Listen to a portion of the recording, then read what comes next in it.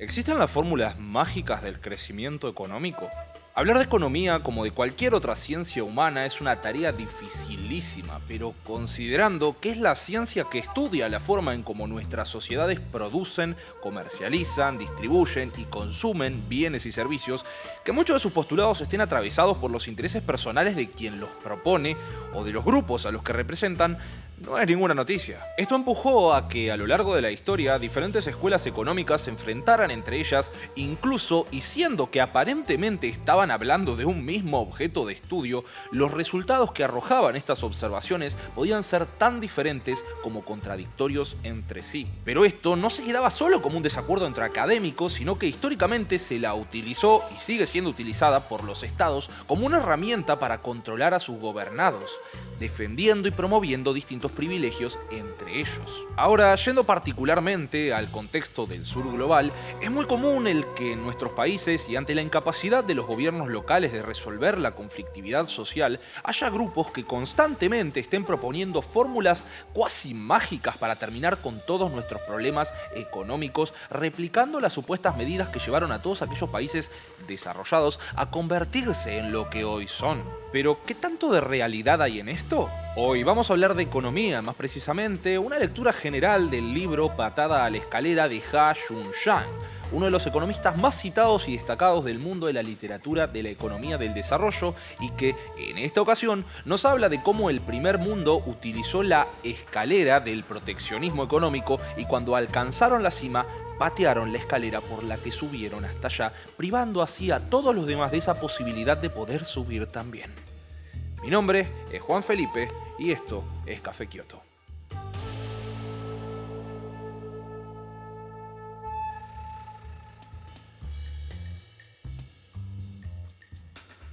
Para arrancar este texto, el autor comienza planteando algunas de las razones que lo empujaron a redactarlo, pero que también nos sirven a nosotros para contextualizar la discusión a partir de quienes defienden y divulgan estas ideas del libre comercio. Empieza hablando sobre esta convicción que tiene mucha gente sobre los beneficios que trae el libre comercio a las sociedades y que muchos de ellos defienden esta postura a partir de la creencia, un tanto ingenua a decir verdad, de que la teoría económica estableció irrefutablemente la superioridad del libre comercio, incluso al punto en donde se justifican los malos resultados de una política librecambista bajo el consuelo de que peor es el intervencionismo, ya que en un hipotético caso puede ser utilizado de una forma abusiva por un político de turno. Lo más llamativo de esto es que a esta convicción se le suma la poderosa creencia de que la historia está de su parte, por decirlo de alguna forma, y si esto es así, nos bastaría únicamente con abrir un libro de historia para abandonar cualquier tipo de postura intervencionista, ¿verdad? ¿Fue realmente el libre comercio lo que hizo rico a los países desarrollados? Y si es así, ¿será que los países pobres somos todos unos boludos que nos resistimos tanto a adoptar esa receta probada y demostrada 1.000.000 de veces para el desarrollo económico? A partir de estas consignas, más o menos, Chang empieza a indagar este discurso, mientras que al mismo tiempo lo va contrastando con la historia del capitalismo, lo cual, como no era de sorprendernos, dice una cosa completamente diferente a la que defienden los partidarios del libre cambio. Nos encontramos con unas jóvenes potencias en vías de desarrollo, de las cuales prácticamente ninguna aplicaba el libre comercio, sino que más bien ponían todo su empeño en promover las industrias nacionales mediante aranceles, tasas aduaneras, subsidios y todas esas cosas que hoy harían que los economistas liberales les agarre un patatún. Entonces, ¿en qué quedamos? Bueno, ese es el objetivo de Patada a la escalera, desmitificar el libre comercio desde una perspectiva histórica y el empujar a preguntarnos también por qué hay gente que insiste tanto en esto a pesar de estar equivocados.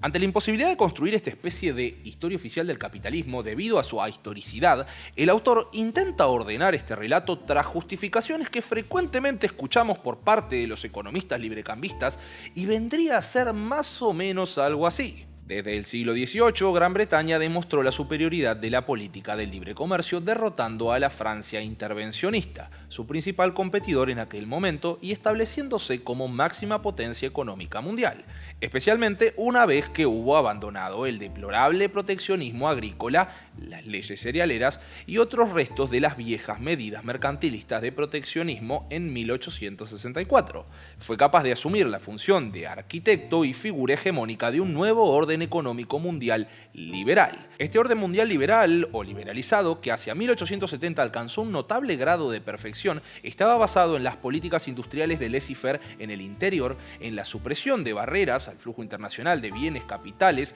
y trabajo, y en la estabilidad macroeconómica tanto nacional como internacional garantizada por el patrón oro y el principio del equilibrio presupuestario. A todo ello siguió una época de prosperidad sin precedentes. Según esta versión de la historia, a lo que también los invito a hacer las equivalencias con lo que pasó por aquel entonces en sus países, y por ahí descubren alguna que otra relación interesante, la Primera Guerra Mundial fue la que empezó a torcer la dirección de la economía, según esta gente, que combinado al punto de inflexión impuesto por la Gran Depresión en 1929, para la década de 1930, Estados Unidos y Gran Bretaña, máximos exponentes de las políticas librecambistas, terminaron por destruir los últimos restos del orden liberal del mundo. Después de la Segunda Guerra Mundial, esta historia es un poco más difusa, considerando que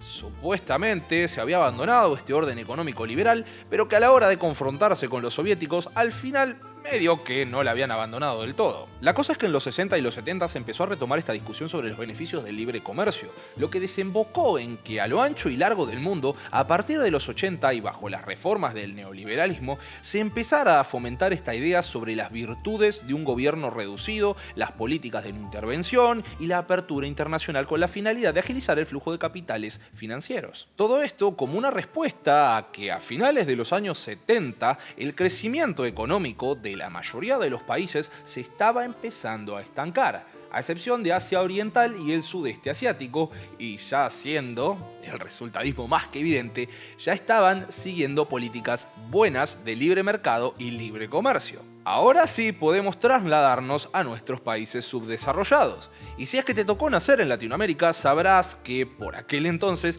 vivimos tiempos oscuros en donde en muchos países tuvimos que transitar procesos autoritarios, genocidas y el detalle no menor, para reorganizar por la fuerza a los estados bajo estas nuevas políticas librecambistas, que ahora el mundo conocería como neoliberalismo, un término académico utilizado por los historiadores y los economistas para definir este proceso, pero que a su vez es rechazado principalmente por economistas defensores de estas reformas, pero no de forma exclusiva. Lo cual nuevamente traería esta prosperidad económica característica de la edad de oro del libre cambio a finales del siglo XIX, pero no igualándola, así que todavía podemos seguir apuntando a parecernos más a esa época.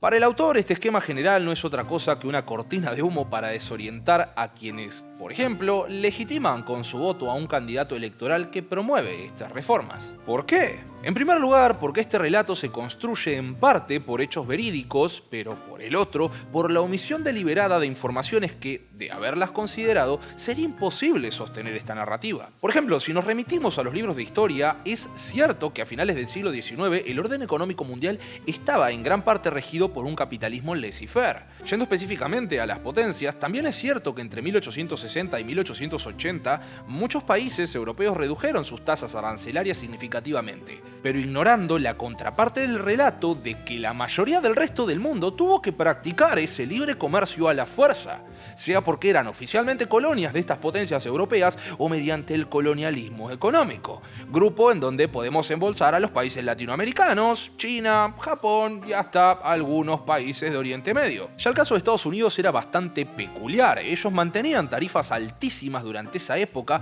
razón por la que se explicaría también cómo es que consiguió industrializar industrializarse por sobre Latinoamérica, por ejemplo, cuya incipiente industria estaba prácticamente en manos extranjeras de forma exclusiva. Pero también tiene cierto fundamento decir que esa fue la época histórica en la que estuvieron más cerca de una situación de libre comercio real. Incluso el trazar puentes con esa época y la actualidad se vuelve hasta un ejercicio absurdo. La capacidad que tenían aquellos estados para intervenir su economía era ínfima a comparación de lo que hoy pueden hacer. Me refiero a las políticas tributarias, monetarias y de inversión. Y es por eso por lo que la protección arancelaria era muchísimo más importante que por nuestra época. Pero a pesar de estas limitaciones, como nos señala el autor, prácticamente todos los países que hoy consideramos como países desarrollados o del primer mundo, durante su etapa de desarrollo aplicaron activamente políticas comerciales intervencionistas e industriales dirigidas a proteger y promover sus industrias nacionales. El tercer punto del documento ya es un poco extenso para abordarlo en este video, pero acá Ha-Joon Chang nos interioriza en la historia de las políticas industriales y comerciales de los países hoy desarrollados. Si les interesa saber más a detalle, les voy a estar dejando, como siempre, las fuentes en la descripción. Incluso, si no estás del todo de acuerdo con lo expuesto, cuanto menos estaría bueno que hayas chequeado el documento antes de comentar. Son menos de 30 páginas, es un ratito. Si bien no habla de todos, toma como ejemplo a un puñado que, podríamos decir, abarcan prácticamente todo el espectro de los modelos económicos exitosos afines a Occidente posibles, los cuales son Gran Bretaña, Estados Unidos, Alemania, Francia, Suecia, Países Bajos, Suiza, Japón y los nuevos países industrializados del este de Asia. Su conclusión es tajante. En primer lugar, casi todos los países desarrollados al día de hoy, durante su desarrollo industrial, utilizaron alguna forma de promoción de sus industrias mediante el intervencionismo estatal y no mediante la desregulación como se suele decir, sea mediante el activismo estatal como también mediante protecciones arancelarias agresivísimas. ¿Y hay excepciones a la regla?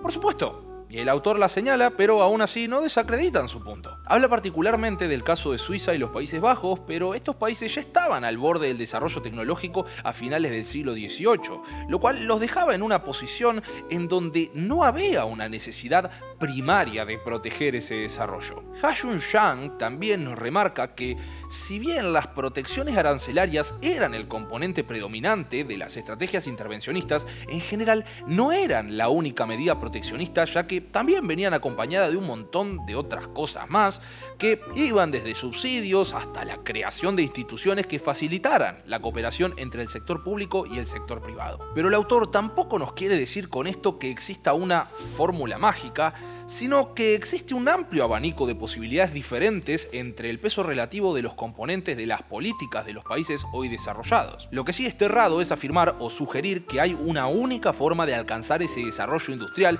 como sí se hace cuando se busca promover las políticas librecambistas. En el siguiente capítulo, el cuarto, el autor abre la cancha señalando que incluso aquellos economistas neoliberales que están al tanto de este antecedente proteccionista llegan a justificar su posición sosteniendo que los países en desarrollo de hoy tienen barreras arancelarias todavía más altas que la de los países que se desarrollaron en el pasado, lo cual también es parte de la misma cortina de humo de la que hablamos al principio. Suena bastante razonable, pero es engañoso en la medida en que, si no consideramos que hoy la brecha de productividad entre los países desarrollados y los países en desarrollo es muchísimo más grande que la que había en la época dorada del librecambio. Por ejemplo, se refiere específicamente a que en este mismísimo momento la renta per cápita en paridad de poder adquisitivo de los países más desarrollados puede llegar a ser 50 o 60 veces mayor que la de los países menos desarrollados. Y si nos vamos a los países de desarrollo medio o un poco más avanzados, seguimos hablando de que deberían multiplicar su producción de 5 a 15 veces más para recién alcanzar a los países industrializados. Lo que nos quiere señalar el autor con esto es que, y considerando que nos encontramos en un periodo muchísimo más avanzado del proceso de acumulación capitalista que hace 150 años, para que un país pueda proporcionarle a su industria una protección medianamente real, necesita imponer aranceles muchísimo más altos de los que se tiene referencia histórica de los países desarrollados. Acá es donde los vuelvo a invitar a chequear el material porque los números son clarísimos. En esta perspectiva, dada la brecha de productividad, incluso los niveles relativamente altos de protección que habían existido en los países desarrollados hasta los años 80 parecen moderados comparados con los estándares históricos de los países hoy desarrollados.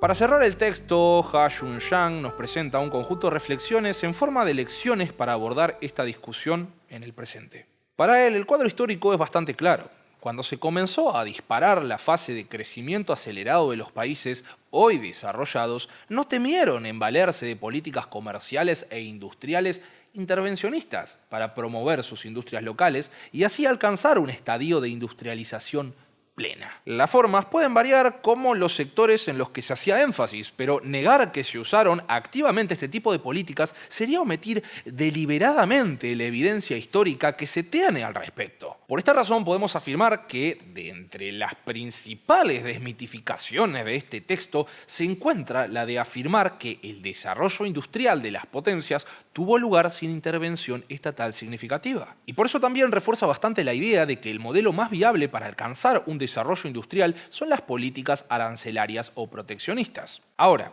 que estés de acuerdo éticamente o no con este punto es otra discusión, pero eso es lo que nos señala la evidencia. Por eso la recomendación de Chang es evitar estas conclusiones obvias como que el proteccionismo es muy útil para el desarrollo económico. Nos dice que es más importante que le prestemos atención a factores como el de la brecha de productividad actual entre países desarrollados y países en vías de desarrollo. Ahora, ya yendo un poco a las reflexiones de corte personal, la teoría económica neoliberal impuso este dogma de la superioridad del libre comercio, lo que nos lleva a preguntarnos sobre cuáles experiencias son sobre las que se sostiene todavía al día de hoy estas afirmaciones. ¿Estamos tomando como evidencia los resultados de las distintas reformas económicas? ¿O solo tomamos como base las experiencias de los economistas que niegan el uso de políticas comerciales e industriales intervencionistas como una forma viable de industrialización? Chang nos explica, y ya entrando a explicar la metáfora de patear la escalera, que los países desarrollados constantemente van a intentar convencernos de que esas políticas proteccionistas que se emplearon en el pasado y que los llevaron hasta donde están hoy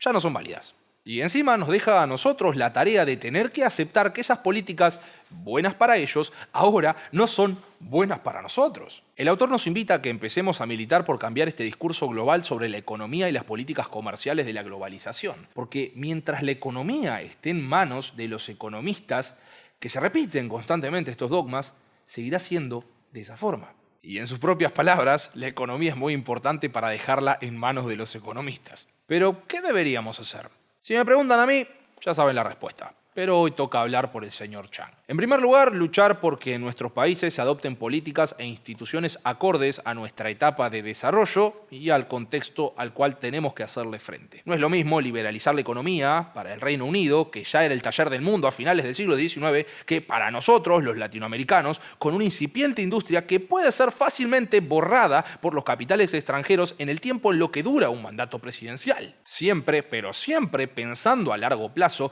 y entendiendo que esto no solo traerá beneficios a los países en vías de desarrollo, sino que también a los países desarrollados, ya que para Chang esto obviamente va a traer nuevas oportunidades de comercio e inversiones disponibles para los países desarrollados en los países en vías de desarrollo. El gran problema de esto es que al parecer los países desarrollados no son capaces de darse cuenta de esto o directamente se están haciendo bastante los boludos para pasarla bien. Buenas noches.